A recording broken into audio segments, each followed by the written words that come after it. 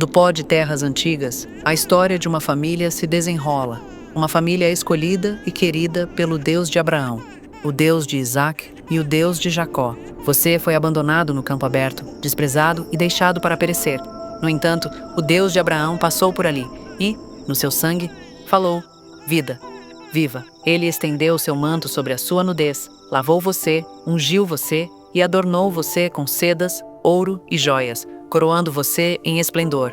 Sua beleza, aperfeiçoada pela mão dele, tornou-se conhecida entre as nações. Está escrito: porque o teu Criador é o teu marido, o Senhor dos Exércitos é o seu nome, e o teu Redentor, o Santo de Israel. Ainda assim, considere isto: o Deus que escolheu vocês para serem seu povo é o mesmo que moveu sobre as águas escuras e profundas no princípio, moldando o vazio informe no esplendor dos mundos.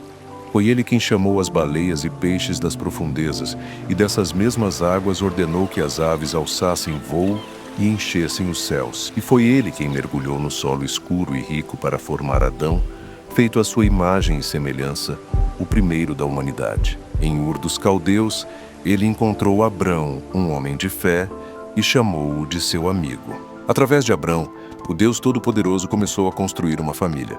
Ele deu a Abraão um filho, Isaque, que herdaria a aliança eterna. A Isaque nasceram 2 filhos, Esaú e Jacó. Mas o Senhor Deus amava Jacó, escolhendo-o para levar adiante o nome de sua família.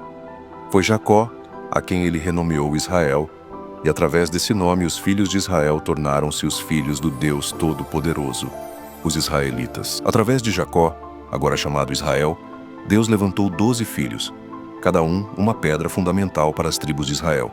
Essas tribos se tornaram a família de Deus, uma nação destinada a seguir seus caminhos e levar sua verdade até os confins da terra. Ele ordenou a circuncisão como o sinal deste pacto, um ato tanto sagrado quanto vinculativo, separando os homens dos israelitas como seus próprios. Sem este sinal, nenhum homem israelita poderia entrar no pacto, pois era um símbolo de seu compromisso de caminhar como seu povo escolhido, distinto e consagrado para seu propósito. Nos reinos invisíveis, uma sombra surgiu, um adversário amargo consumido pela ira. O dragão vermelho, antigo e astuto, declarou sua maldade. Farei guerra contra os santos, convocarei nações e línguas para destruir os filhos de Israel. Mas eis que Miguel, o grande príncipe da hoste celestial, aquele que derrubou o dragão em tempos passados, se levantará novamente na hora de maior perigo. Miguel será o protetor de Israel, libertando todos cujos nomes estão escritos no livro. Nos salões do Egito, o faraó sentava em seu trono. Ao seu lado, estava o dragão vermelho envolto em sombras, seus sussurros venenosos moldando a vontade do rei. O dragão deu poder ao faraó, um reino construído para escravizar e oprimir o povo de Deus, os israelitas. Sob o comando do faraó, os egípcios, os filhos de Cã, impuseram pesados fardos sobre os israelitas. Os filhos de Sem, sob o sol implacável, trabalhavam sob o chicote, obrigados a construir cidades de tesouro para o faraó, monumentos de riqueza acumulados sobre o sofrimento dos escolhidos de Deus. Ainda assim, os filhos de Israel, embora acorrentados, mantiveram sua identidade intacta, sua esperança firme, pois o Deus de Israel observava do alto e seus propósitos não seriam interrompidos. Isso entristeceu o Deus de Israel ao ver a aflição de seus filhos. Como um pai sensibilizado pelos clamores de seus pequeninos, ele decidiu libertá-los para mostrar aos egípcios que os filhos de Israel eram dele, e somente dele. Assim ele preservou Moisés, e com Moisés e Arão, ele estendeu a mão sobre o Egito, desencadeando pragas. Suas águas se transformaram em sangue, rãs invadiram a terra, piolhos infestaram os egípcios e seus animais, enxames de moscas invadiram a terra. A pestilência matou seu gado. Feridas se abriram sobre eles. Granizo e fogo destruíram suas colheitas. A escuridão cobriu sua terra por 3 dias. Até mesmo seus primogênitos morreram. E ainda em cada golpe, ele protegeu seus filhos cuidando deles como um pastor. Cuida de seu rebanho enquanto habitavam em segurança. Em Gósen, o Deus de Abraão desferiu o golpe final. Ele abriu o Mar Vermelho conduzindo seu povo em terra seca. as águas se erguendo como paredes ao lado deles. Mas quando os exércitos do faraó perseguiram, o mar voltou, engolfando-os em uma poderosa inundação. Assim o Deus de Jacó esmagou o opressor e proclamou a toda a terra que Israel é meu filho, até meu primogênito. No alto do Sinai, onde as montanhas tremiam de poder e os céus pareciam tocar a terra, o Deus de Abraão, Isaque e Jacó chamou Moisés para receber leis que fariam seu povo distinto. Como um pai ensinando seus filhos, ele revelou os caminhos que os fariam uma luz entre as nações, santos e intocados, distintos dos pagãos ao seu redor. Pois as outras nações banqueteavam-se livremente com o que corrompia, deliciando-se com o porco, uma criatura impura por natureza, sua carne um prato comum em suas mesas. Eles lançam suas redes nas profundezas do oceano para capturar caranguejos e lagostas, não catadores que rastejam em águas sombreadas. Na escuridão, eles procuravam bagres, criaturas de lama e sujeira, e nos céus procuravam abutres, aves que se alimentam de morte e decomposição. O Deus de Israel, em sua sabedoria e amor pelos israelitas, ordenou que não se contaminassem com tais coisas, dizendo: Eu sou o Senhor vosso Deus. Portanto, vos santificareis e sereis santos, pois eu sou santo. De geração em geração, o Deus de Israel provou sua fidelidade ao seu povo, abençoando-os acima de todos os outros que andaram pela terra. Sua presença revelada através de maravilhas e vitórias, sabedoria e salvação. E Deus estava com Josué e os israelitas, derrubando as muralhas de Jericó e entregando a cidade em suas mãos. E ele esteve com Gideão e 300 homens israelitas, derrotando os incontáveis midianitas com o poder da fé e obediência. E Deus chamou Samuel como o primeiro juiz de Israel, guiando a nação de volta à retidão e ao pacto. E ele estava com Davi, que derrubou Golias com uma única pedra. E Deus estava com Salomão, concedendo-lhe sabedoria, conhecimento e compreensão. E ele estava com Daniel, fechando a boca dos leões e livrando-o por sua fidelidade ao Deus de Israel. E ele fez de Jesus o recipiente para o Cristo, mesmo um cordeiro para tirar os pecados de seu povo Israel. E Miriam, com tamborim na mão, liderou Israel em um cântico de vitória, louvando o Deus que afogou o exército do faraó no mar. E ele estava com Débora, a profetisa, que liderou Israel à vitória, trazendo paz à terra pelo poder de Deus. E ele ouviu a oração de Ana, concedendo-lhe um filho, Samuel, que serviria ao Deus de Israel todos os seus dias. E Deus estava com Ester, que jejuou para a libertação e salvou seu povo das mãos de seus inimigos. E ele falou através de Hulda, a profetisa, guiando o rei Josias a restaurar o pacto e purificar Israel dos ídolos.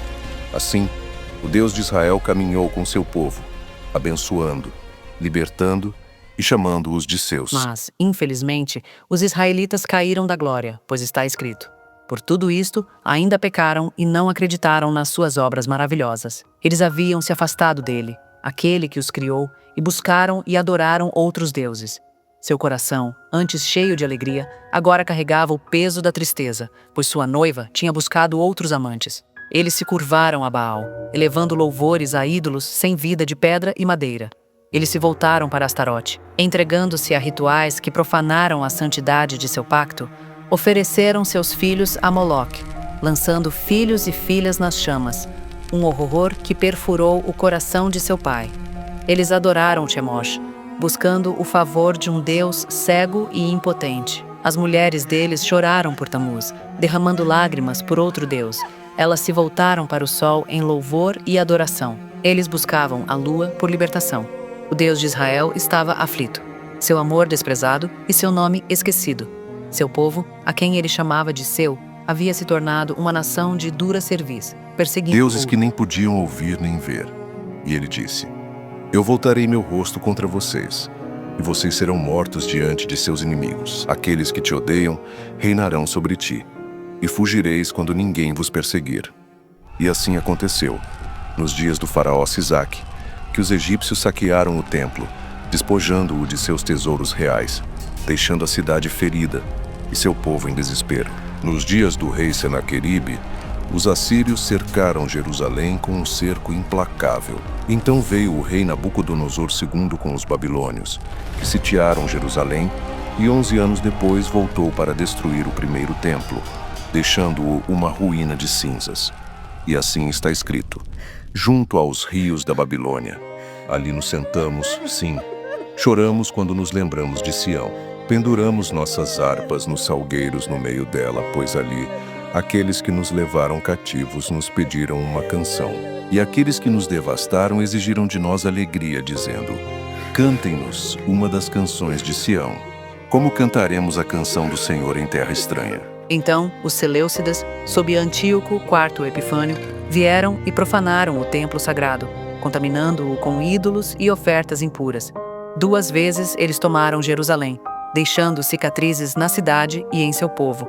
Amargas lembranças de sua rebelião contra seu Deus, os romanos, liderados primeiro pelo general Pompeu, investiram sobre Jerusalém com força de ferro, rompendo suas muralhas e enchendo suas ruas de desespero. Ainda assim, o golpe mais duro veio depois, quando Tito voltou com ira, liderando legiões romanas para sitiar o coração de Israel. O segundo templo, a morada do Deus de Israel, foi consumido em chamas, suas pedras derrubadas e sua glória reduzida a ruínas. Este golpe final despedaçou o coração de uma nação. Jerusalém, a coroa dos israelitas, foi perdida. Seu povo espalhado, sua casa e santuário permanecem em silêncio. A desolação cobre a terra outrora prometida. Mais tarde, os partas invadiram Jerusalém e colocaram Antígono no trono, mergulhando a cidade no caos. Em seguida, vieram os cruzados, cristãos europeus que tomaram Jerusalém e a reivindicaram como sua. Mas o sultão Saladino e os muçulmanos a reconquistaram. Um por um, nações como abutres consumiram a terra dos israelitas. Até mesmo nos tempos modernos, os gentios, os filhos de Jafé, agora habitam na terra de Israel. Este moderno Estado de Israel foi fundado em 1948.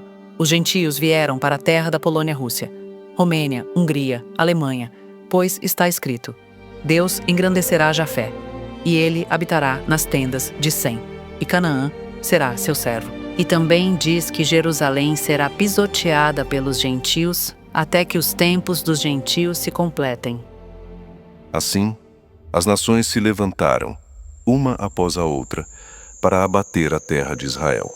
Cada invasão trouxe tristeza ao Deus de Israel, uma testemunha pesarosa da queda de seus amados filhos. Ainda assim, mesmo no julgamento, seu coração ansiava por seu retorno, para que pudessem se desviar de seus caminhos e encontrar abrigo novamente sob suas asas.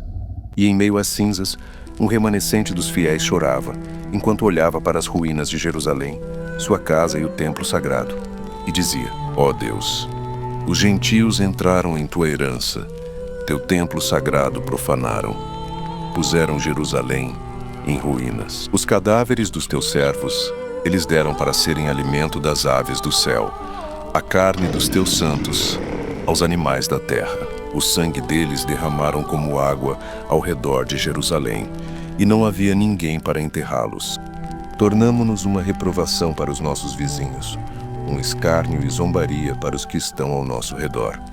Até quando, Senhor, estarás irado para sempre? Arderá o teu ciúme como fogo? Derrama a tua ira sobre os gentios que não te conheceram e sobre os reinos que não invocaram o teu nome, pois devoraram Jacó e devastaram a sua morada. Ó, não te lembres contra nós das iniquidades passadas. Que tuas ternas misericórdias rapidamente nos protejam, pois estamos muito abatidos. Ajuda-nos, ó Deus da nossa salvação, para a glória do teu nome, e livra-nos e purifica nossos pecados, por causa do teu nome. Porque diriam os gentios: onde está o seu Deus? Que ele seja conhecido entre os gentios à nossa vista pela vingança do sangue dos teus servos que é derramado. Deixa o suspiro do prisioneiro chegar perante ti. Segundo a grandeza do teu poder, preserva aqueles que estão destinados a morrer, e dá aos nossos vizinhos 7 vezes no seu seio o seu opróbrio, com que te injuriaram. Ó Senhor, assim nós, teu povo e ovelhas do teu pasto, te agradeceremos para sempre. Declararemos o teu louvor a todas as gerações. Depois que a terra foi queimada e o templo sagrado reduzido a cinzas, os israelitas foram espalhados pela terra. Os romanos, implacáveis na conquista, capturaram muitos como escravos, acorrentando-os e liderando-os em uma procissão triste até Roma. Sob céus estrangeiros, eles labutaram sob o olhar de seus captores. Seu sofrimento, um amargo testemunho de sua rebelião. Em Roma, foram lançados no Coliseu, obrigados a lutar como gladiadores para o divertimento da multidão. Sob suas paredes imponentes, eles lutaram e sangraram, suas vidas reduzidas a espetáculo. Ainda assim, mesmo enquanto sofriam, o Deus de Israel observava de longe. Seu coração, embora entristecido por sua rebelião, doía por seus filhos. Após os romanos deixarem Jerusalém desolada, alguns israelitas fugiram para o leste, buscando refúgio na Babilônia.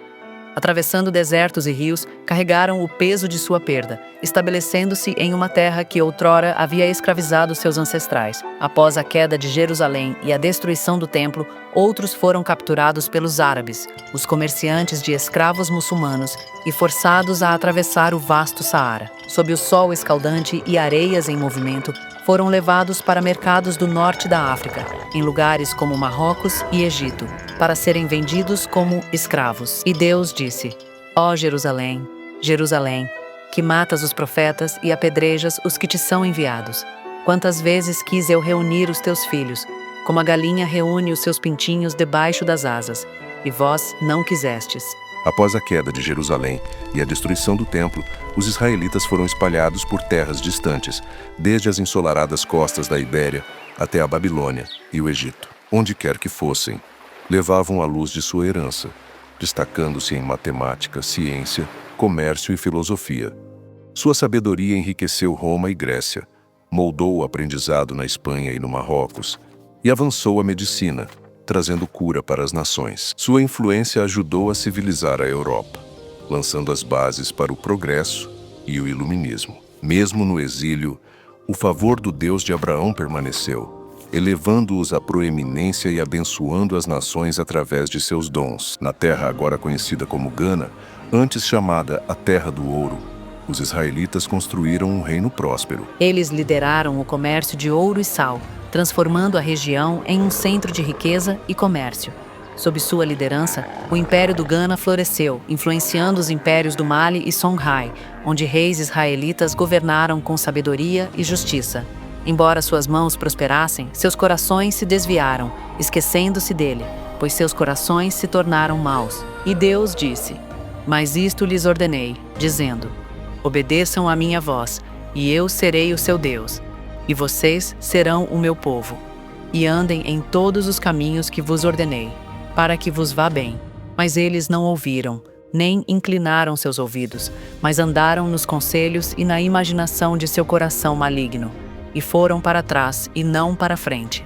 Desde o dia em que seus pais saíram da terra do Egito até hoje, eu enviei a vocês todos os meus servos, os profetas, levantando-me cedo todos os dias e enviando-os. Ainda assim, não me ouviram, nem inclinaram os seus ouvidos, mas endureceram a sua cerviz. Fizeram pior do que seus pais. Nas terras da África Ocidental, os filhos de Israel afastaram-se do Deus de seus pais.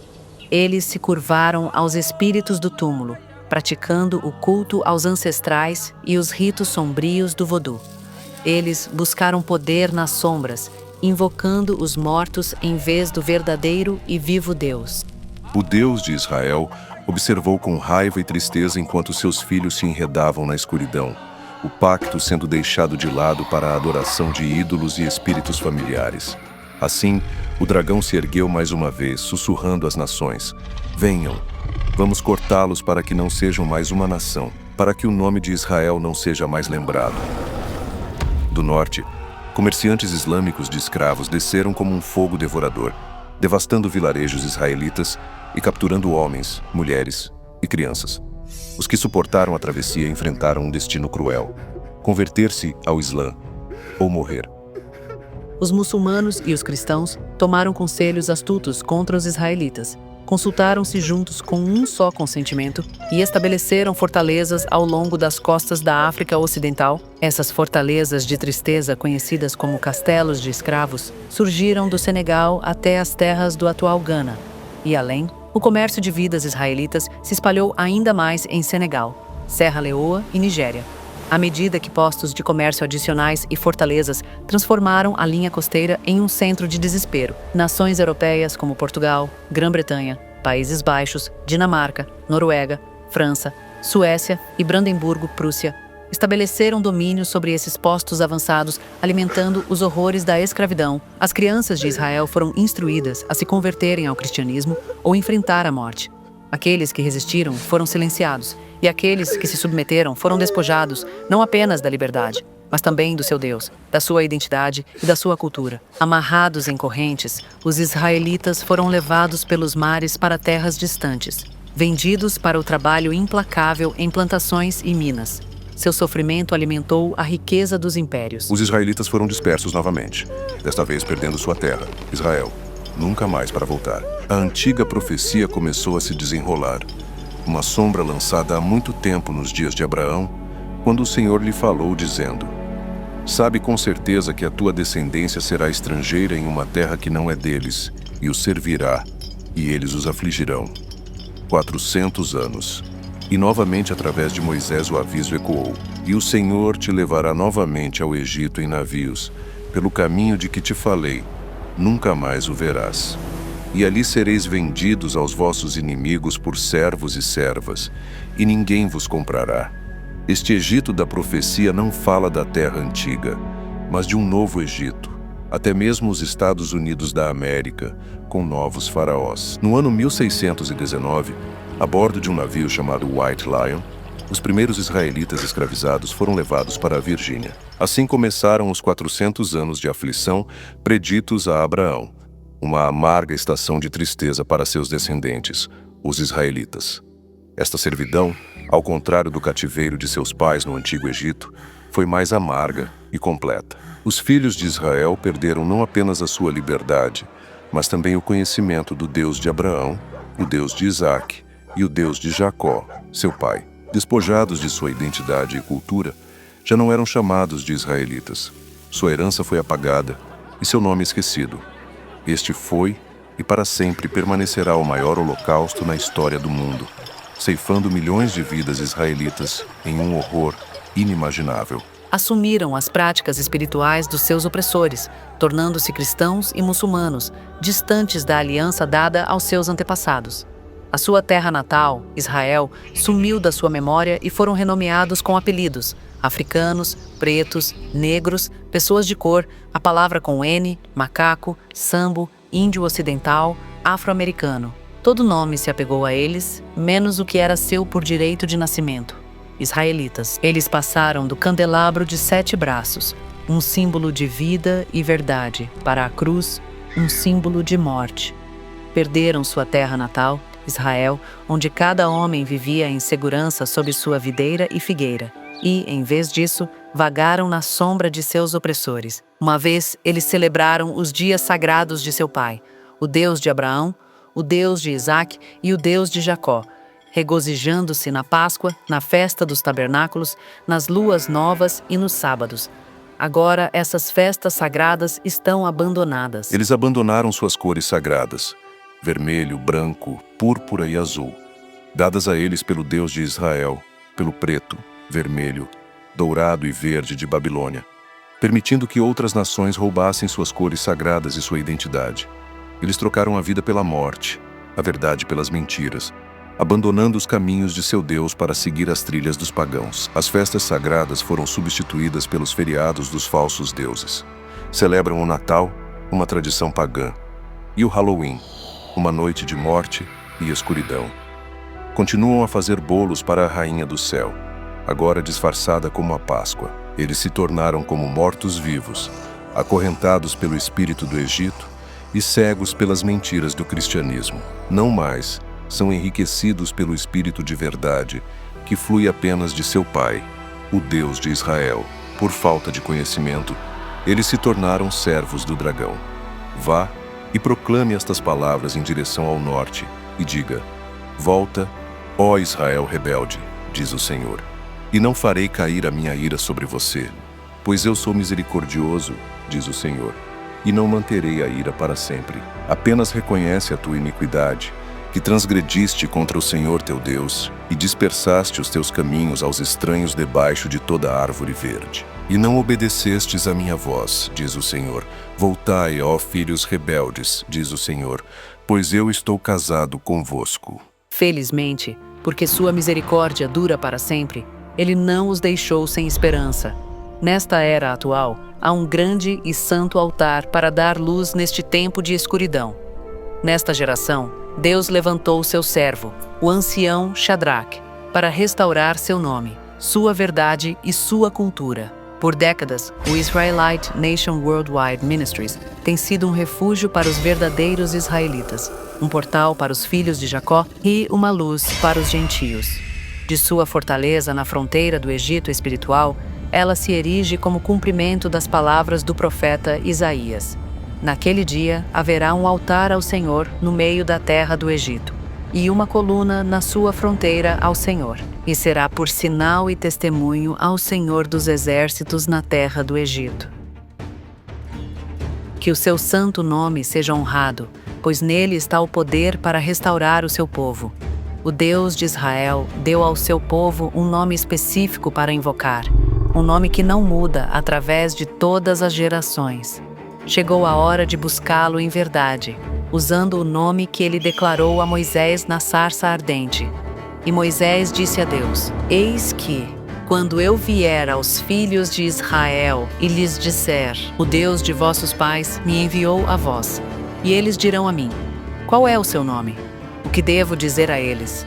E Deus disse a Moisés: Eu sou o que sou. E disse: Assim dirás aos filhos de Israel: Eu sou, me enviou a vós. E Deus disse ainda a Moisés: Assim dirás aos filhos de Israel: Filhos de Israel, o Senhor Deus de vossos pais, o Deus de Abraão, o Deus de Isaque e o Deus de Jacó, me enviou a vocês. Este é o meu nome para sempre, e esta é a minha memória para todas as gerações. Ó filhos daqueles levados para as Américas no ventre de navios de escravos, ouçam esta verdade. Vocês são os descendentes de Abraão, Isaque e Jacó. Vocês são israelitas. Chegou a hora de retornar ao Deus de seus pais, o Deus de Abraão, o Deus de Isaque e o Deus de Jacó. Ele não se esqueceu de você, nem da aliança que fez com seus pais há séculos na sua sabedoria incomparável.